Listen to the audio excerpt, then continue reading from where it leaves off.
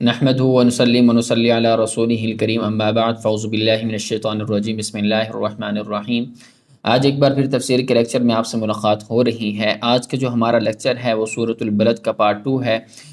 سورۃ البلد کے آدھی آیات کا ترجمہ ہم نے پہلے کیا تھا اور اس کی تفسیر بھی کر لی تھی، اور آپ نے اگر نہیں دیکھا تو آپ جا کے دیکھ سکتے ہیں۔ اور جو آئیکن کا بٹن آیا ہو آپ کے سامنے نظر آ رہا ہے اوپر آپ کی اس سائڈ پہ، تو یہاں پہ ہم اس کے جو فرسٹ پارٹ ہوتا ہے، ہر ویڈیو کا جو بیک والا پارٹ ہوتا ہے ہم اس یہاں پہ لگا دیتے ہیں کہ چاہے کہ آپ نے اگر نہیں دیکھا ہوا تو یہ پہلے وہ والا پارٹ دیکھ لیں تو پھر اس ویڈیو کو آپ دیکھ سکتے ہیں۔ تو جی آج ہم سٹارٹ کرتے ہیں اپنا لیکچر تفسیر کا بلا کسی تاخیر کے۔ اعوذ باللہ من الشیطان الرجیم بسم اللہ الرحمن الرحیم۔ فَلَقْتَحَمَ الْعَقَبَةَ وَمَا أَدْرَاكَ مَا الْعَقَبَةُ فَكُّ رَقَبَةٍ أَوْ إِطْعَامٌ فِي يَوْمٍ ذِي مَسْغَبَةٍ۔ اللہ تبارک و تعالیٰ ان آیات میں ارشاد فرماتے ہیں فَلَقْتَحَمَ الْعَقَبَةَ، پس کیوں نہ داخل ہوا وہ انسان العقبہ گھاٹی میں، وَمَا أَدْرَاكَ مَا الْعَقَبَةُ، اور کیا پتہ آپ کو، یعنی یہ جناب نبی کریم صلی اللہ علیہ وسلم کو مخاطب ہو کر ارشاد فرمانے اللہ، اور کیا پتہ آپ کو کہ ما العقبہ، کہ وہ گھاٹی کیا ہے۔ فک رقبۃ، وہ گردن کا چھڑانا ہے، او اطعام فی یوم ذی مسغبہ، یا کھانا کھلانا ہے بھوکے کو، فی یوم ذی مسغبہ، جس دن بھوکا ہو، مطلب بھوکے کو کھانا کھلانا۔ یتیماً ذا مقربہ، یتیم کو، ذا مقربہ جو قرابت دار ہو، جو رشتہ دار ہو، او مسکیناً ذا متربہ، یا مسکین کو، ذا متربہ جو خاک والا ہے، مٹی والا ہے۔ ثم کان من الذین آمنوا وتواصوا بالصبر وتواصوا بالمرحمہ، پھر ہوئے وہ ان لوگوں سے، ثم کان من الذین آمنوا، پھر ہوئے وہ ان لوگوں سے، آمنوا جو ایمان لائے، وتواصوا بالصبر اور وصیت کی صبر کے ساتھ، وتواصوا بالمرحمہ اور وصیت کی انہوں نے رحم کے ساتھ۔ اولئک اصحاب المیمنہ، اور وہ لوگ برکت والے ہیں۔ اصحاب المیمنہ مطلب یہی لوگ برکت والے ہیں، یا اس کا معنی یہ میمنت ویسے تو دائیں کو کہتے ہیں کہ دائیں والے ہیں، تو مرادی معنی اس میں دائیں والا وہ اس میں برکت والا کرتے ہیں کہ یہی لوگ برکت والے ہیں، کہ مطلب نیکوکار ہیں۔ والذین کفروا بآیاتنا ہم اصحاب المشأمہ، اور وہ لوگ جنہوں نے کفر کیا ہماری آیات کا، ہم اصحاب المشأمہ، یہی بائیں والے ہیں یا نحوست والے ہیں۔ ٹھیک ہے، بائیں والے کیا کہ مطلب ان کو اعمال نامہ بائیں ہاتھ میں ملے گا۔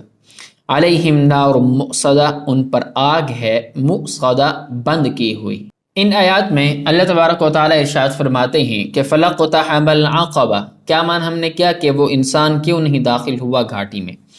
اب دیکھیں العقبہ، العقبہ کا ویسے معنی ہوتا ہے گھاٹی، گھاٹی یا وہ جیسا کہ نا وادی جیسے ہوتا ہے، دو پہاڑوں کے درمیان جو نیچے گہرائی ہوتی ہے نا، اسے ہم گھاٹی بولتے ہیں، اور جسے وادی کہا جاتا ہے، یا اس سے گھاٹی سے مراد پہاڑ ہے۔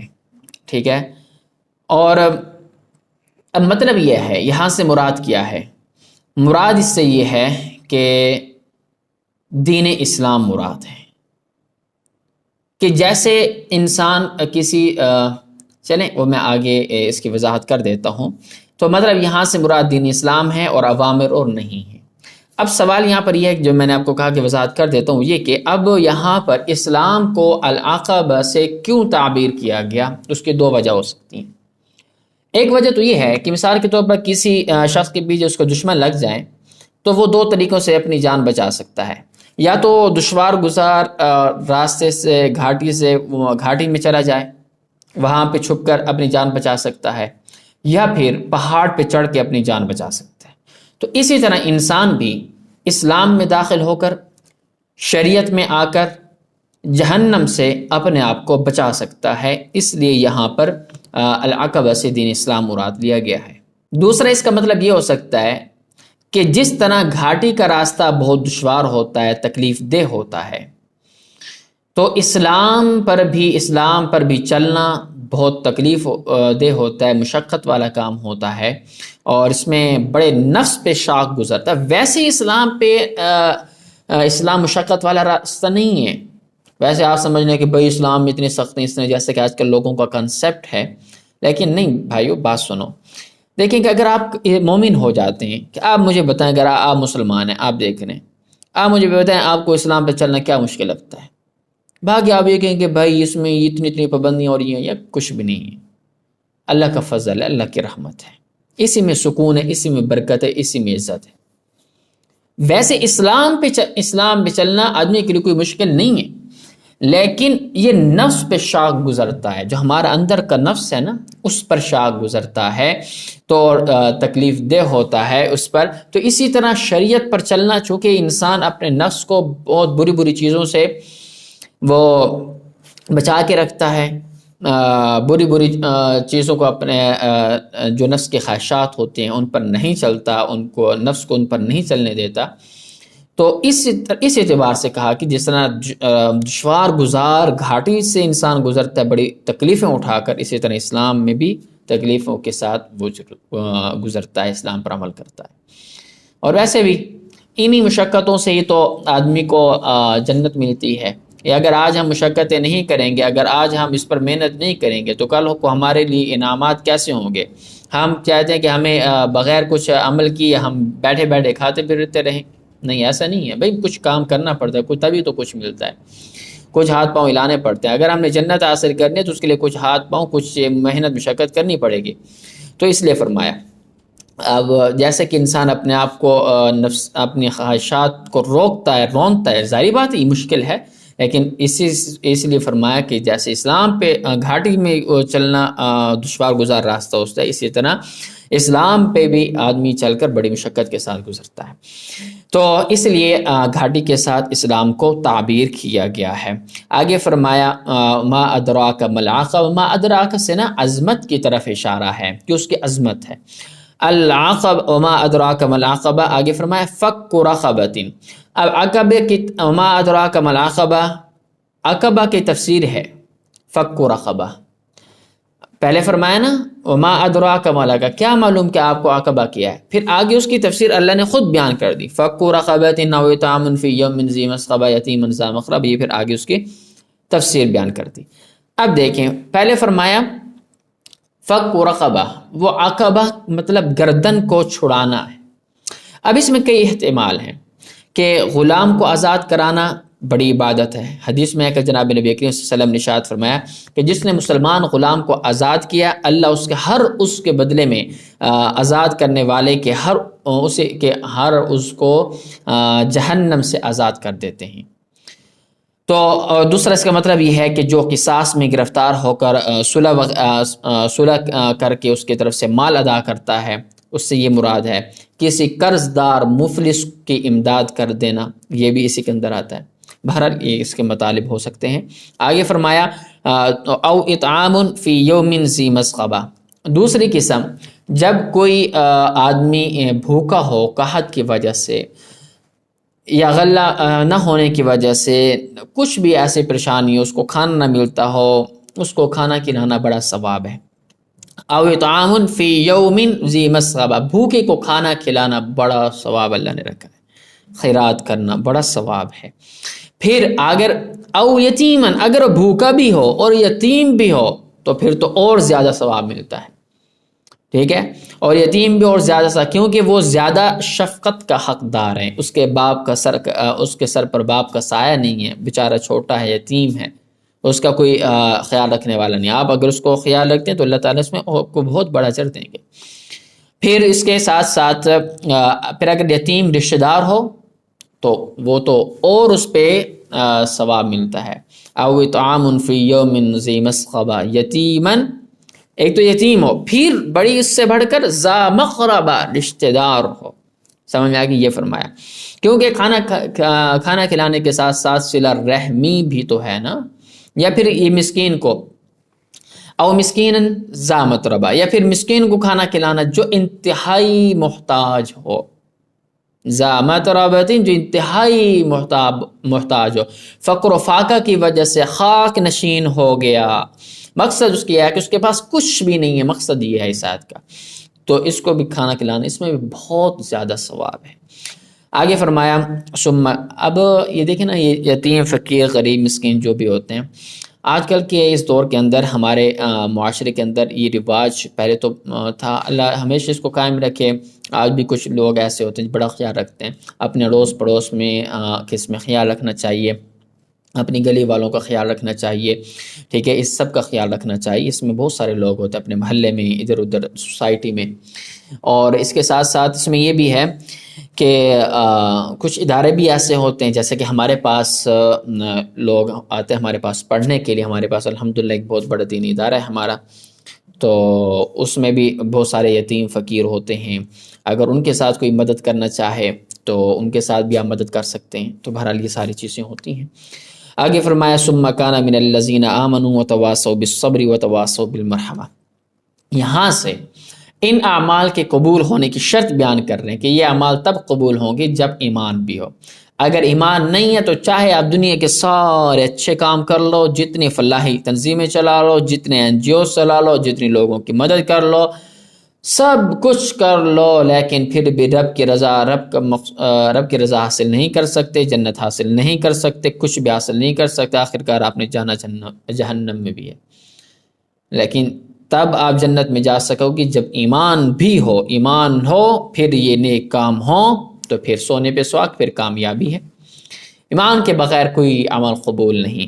تو ایمان کے بعد دوسرا فرض یہ بتلایا کہ وہ دوسرے مسلمان بھائیوں کو بھی وتواصوا بالصبر، دوسرے مسلمانوں کو بھی صبر کی تلقین کرے۔ اب صبر سے مراد نفس کو برائیوں سے روکنا اور نیکیوں پر عمل کرنا ہے، نفس کو برائیوں سے روکنا اور نیکیوں پر عمل کرنا، یہ مراد ہے۔ اب اس میں قوت شہوانیہ، قوت غضبانیہ، قوت طمعیہ، یہ ساری چیزوں پر کنٹرول کرنا بھی صبر کہلاتا ہے، مطلب اپنے نفس پر کنٹرول کرنا، خواہشات پہ، ادھر ادھر ساری چیزیں۔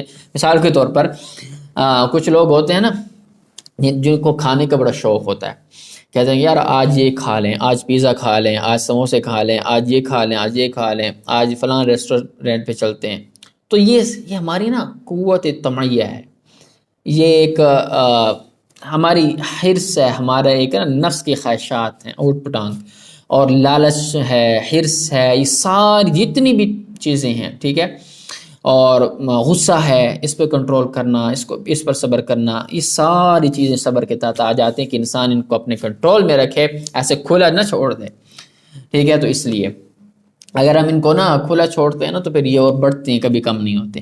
آگے فرمایا تیسری چیز یہ ارشاد فرمائی کہ دوسرے لوگوں پر وتواصوا بالصبر وتواصوا بالمرحمہ، دوسرے لوگوں پر رحم کرنا، ان کی اذا اور تکالیف کو اپنی تکلیف سمجھنا، یہ بھی بہت بڑا ثواب ہے۔ یتیموں پر شفقت کرنا، چھوٹوں پر مہربانی کرنا، بڑوں کی عزت کرنا، ٹھیک ہے، بڑوں کے احترام کرنا، چھوٹوں پر شفقت کرنا، بے کس و بیواؤں پر، بے زبان جانوروں پر، ان چیزوں پر، جیسے کہ ہمارے گلی محلے میں کتے بلیاں گھوم رہے ہوتے ہیں، وہ بیچارے پیاسے ہوتے ہیں، ان کے لیے پانی کا کہیں پہ بندوبست کر دیا، ان کی چھاؤں کا بندوبست کر دیا، یا گرمی کے موسم میں جو ہمارے پرندے ہوتے ہیں وہ ہماری چھتوں پر آ جاتے ہیں، گھروں کی چھتوں پر، یا کہیں بھی جہاں بھی آپ دیکھیں کہ ان کے سائے کا بندوبست کرنا، ان کے لیے پانی کا پیالہ کوئی چیزیں بھر کے ایک ایسی جگہ پہ رکھتے ہیں نا کہ پرندے آئیں پانی پی لیں، تو یہ ساری چیزیں رحمت کے اندر آتی ہیں۔ جب تک ہمارے دل میں رحمت کا مادہ نہیں ہے تو ہم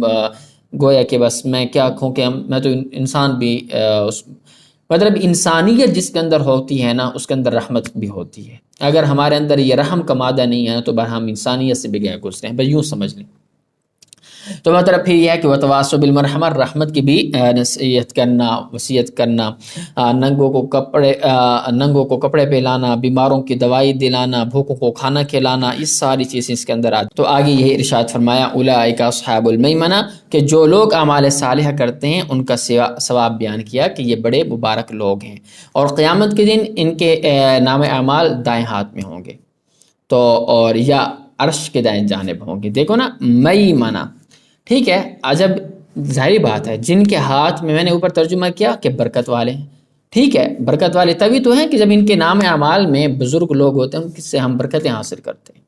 جو مومن متقی بندہ ہوتا ہے نا، اس سے ہم برکت حاصل کرتے ہیں، اس کی صحبت میں ہم رہتے ہیں کہ یار یہ بڑا نیک بندہ ہے، ہم اس کے ساتھ تھوڑا سا اپنا وقت گزار لیں، ٹائم سپینڈ کر لیں تاکہ اس سے ہمیں کچھ فائدہ ہو۔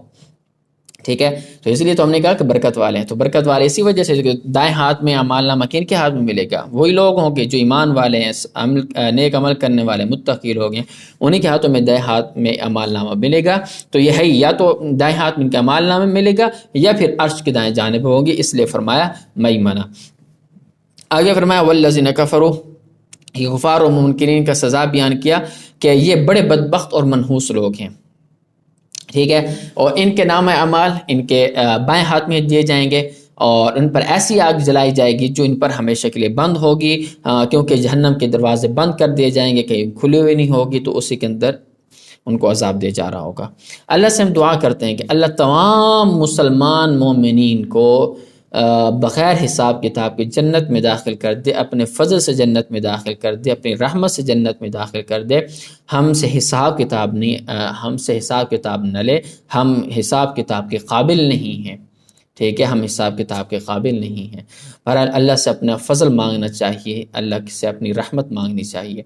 تو بہرحال آج کی یہ تفسیر تھی، آپ کے سامنے آ چکی ہے۔ اسی کے ساتھ ہمیں اجازت دیجیے، نیکسٹ لیکچر میں آپ سے ایک بار پھر ملاقات ہوگی۔ ہاں، ایک بات یاد رکھیں، ویڈیو کو لائک کر دیا کریں اور کومنٹ بھی کر دیا کریں، تاکہ ہمیں پتہ تو چلے کہ آپ کو ہمارے یہ لیکچر سننے سے فائدہ ہو رہا ہے یا نہیں ہو رہا۔ ٹھیک ہے، انشاءاللہ پھر ملتے ہیں نیکسٹ ویڈیو میں۔ السلام علیکم ورحمۃ اللہ وبرکاتہ۔